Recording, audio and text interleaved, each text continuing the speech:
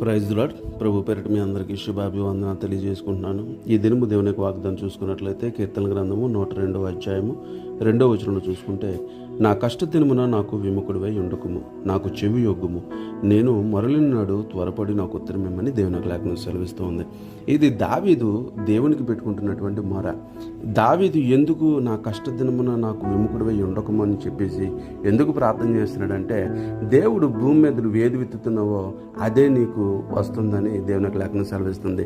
మనం ఇత్తేది దేవునికి ఇష్టకరమైనది, దేవునికి నచ్చేది, దేవునికి అనుకూలమైనది, దేవుడు మనకి ఏదైతే చేయమంటున్నాడో ఆ విధమైనటువంటి పని మనం ఎప్పుడైతే చేస్తామో, మన కష్ట దినం వచ్చినప్పుడు లేకపోతే మనకు ఆపత్కాలం వచ్చినప్పుడు దేవుడు వాటన్నిటిని మనకు ముందు నుంచి తప్పిస్తాడు.